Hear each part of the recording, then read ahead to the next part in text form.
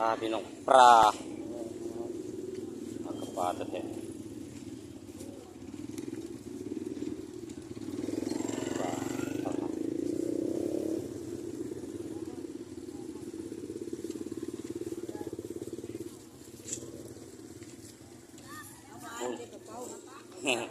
ปลาเป่าก็มีเนาะอืมปลาครึ่งปลาอย่างไงเนาะตัวใหญ่อะดิปลา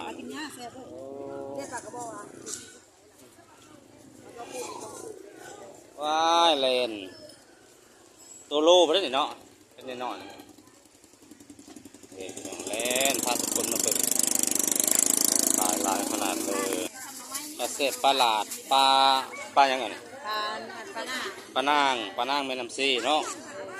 ปุ๊บก็ได้ปลาหลาดเลาะตลาดก่อนพี่น้องเว้ยพาทุกคนเลาะตลาดก่อน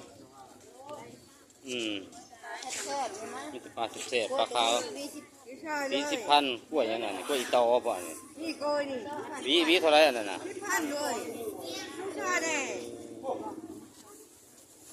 วีละ10,000กล้วยเหาะกล้วยอีตอหรือกล้วยยังไงนะอันนี้ก็ข้าวซุปขักแล้วบ่นี่นะซุปจนนาน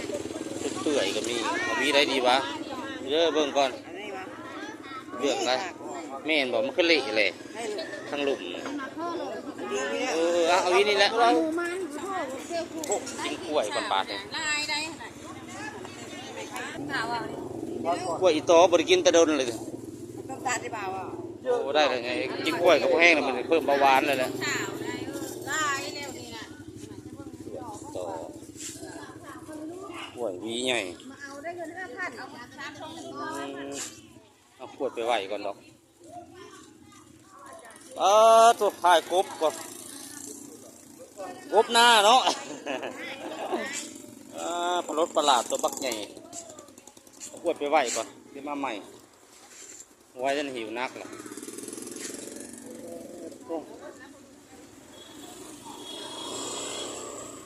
นั่นก็ได้มาทุเรียนมาเสียบฝรั่ง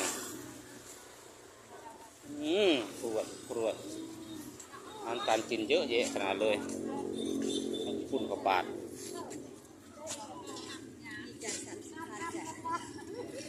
พี่น้องเอ้ยไปสกอตเอาขวดไปไหวก่อน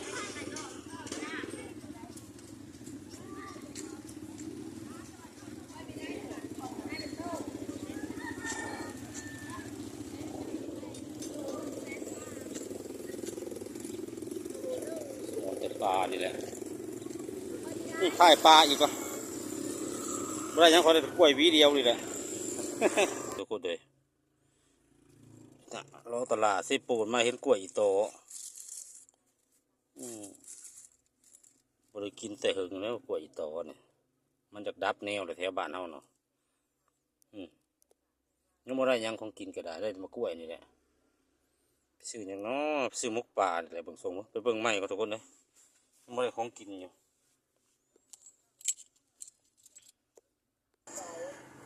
ไปเบิ่งอีกกับทุกคนเลยยังไม่ได้ของกินเลยแต่กล้วยอีโตเครือใหญ่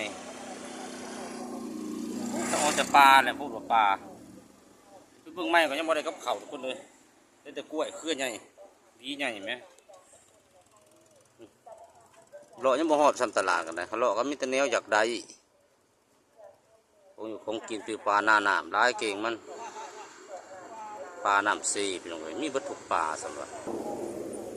ไปเบิ่งอีกก่อนไปเบิ่งอีกซื้อของกินสำเร็จรูป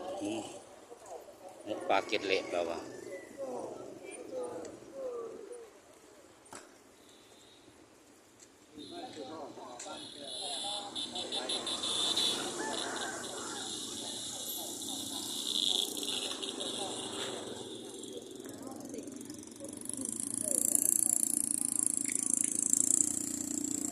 หมกปลาอันนี้ลาบอย่างน้อเนี่ยลาบหมูโอ้แมงวันกระดาษเนาะมันซาเพื่อนจะหอมดิหมกปลาเนี่ยแหละมีไงไปกินข้าวเจ้าเขากันอยู่หรอวะลงฟองหรือเก่าสมพักเสียนขายดีจังเลย เอาบ่เข้ามาเลย ยังเอาตัวเองโล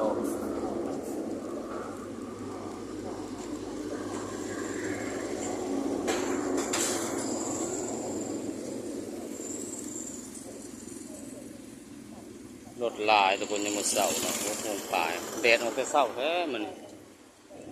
ไปแล้ว